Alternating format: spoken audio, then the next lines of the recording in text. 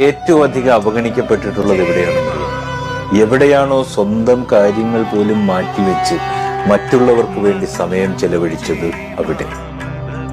ഏതൊരു കാര്യവും, അത് സ്നേഹമായിക്കോട്ടെ മറ്റെന്തോ ആവട്ടെ, ആവശ്യത്തിലധികം ലഭിക്കുമ്പോൾ അതിനോടുള്ള പ്രാധാന്യം കുറയും. ശരിയല്ലേ? നമ്മൾ ആഗ്രഹിക്കുമ്പോഴൊക്കെ കൺമുന്നിൽ ഉണ്ടാകുന്ന കാഴ്ചകൾക്ക് പുതുമ തോന്നുമോ? ഇല്ല. എത്ര ആഗ്രഹിച്ചാലും വല്ലപ്പോഴും കാണുന്ന കാഴ്ചകളോട് പ്രിയം കൂടും. ഏതൊരു ബന്ധങ്ങളിലും മനുഷ്യരിലും അത്രത്തോളം അവൈലബിൾ ആകാതെ ഇരിക്കുക, അതായത് മടുക്കുവോളം ആരിലേക്കും കടന്നു ചെല്ലാതെ ഇരിക്കുക. ചെറിയ ചെറിയ അകലങ്ങൾ ചിലപ്പോൾ നല്ലതാണെന്നേ.